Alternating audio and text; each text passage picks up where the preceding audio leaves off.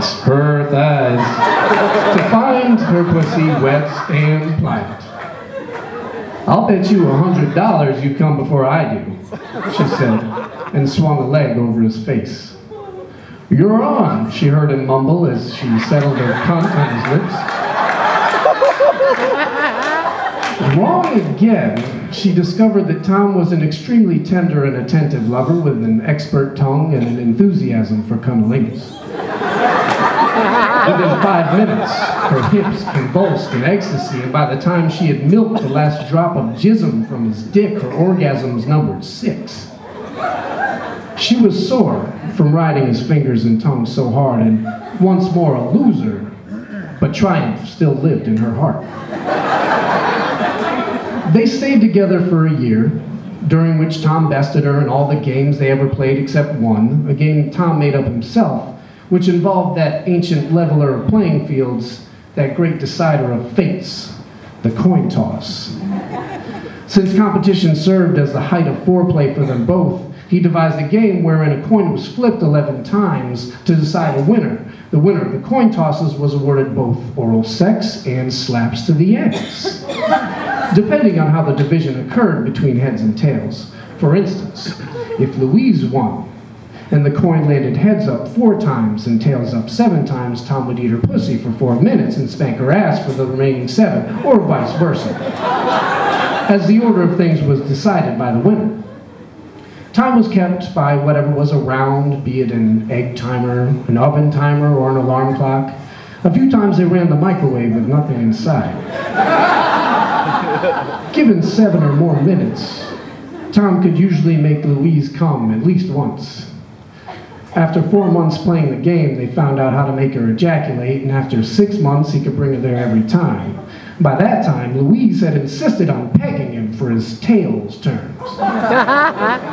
She learned how to tease his prostate so that when she finally let him come, he would be begging, crying from frustration.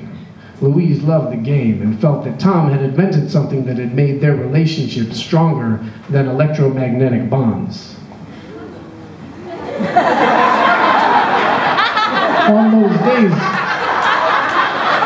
On those days they got to play, she had orgasms numbering in the double digits.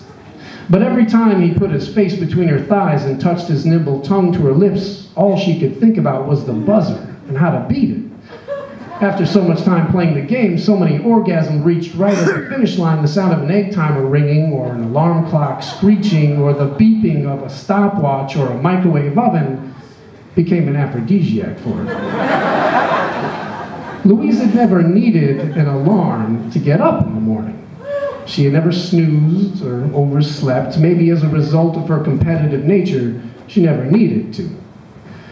Every day, upon waking, she felt the presence of a prize out there in the world waiting for her to claim it. She never cooked, even in the microwave. So after she and Tom split, she went weeks without hearing a timer or a buzzer. Being both proud and competitive people, they broke up over clashes fueled by their pride and competition.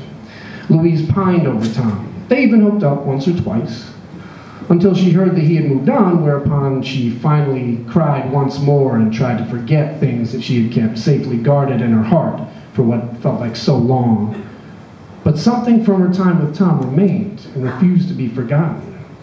The first time it happened, she was at dinner with friends in a crowded restaurant when some girl's cell phone alarm went off. As the girl fumbled to find and silence it, Louise's pussy just got drenched. She tried to control her expression, but the urge to stroke compelled her to excuse herself to the bathroom, explaining she felt nauseous. By the time someone came to check on her, she had been splayed out on the toilet for 5 minutes, half asleep.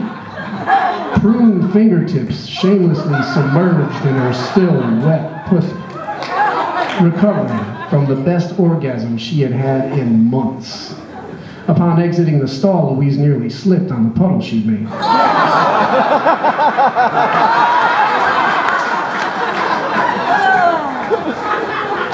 From then on, any buzzing, beeping, bleeding, or blaring alert would send her reeling in ecstasy, craving release.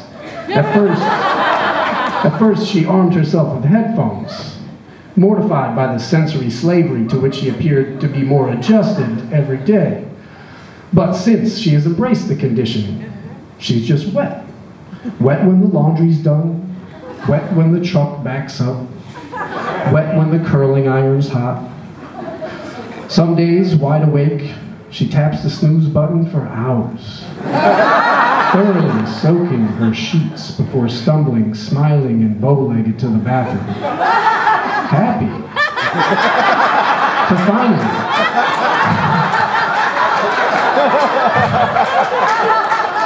Happy to finally know what it's like to be a sore loser. Thank you.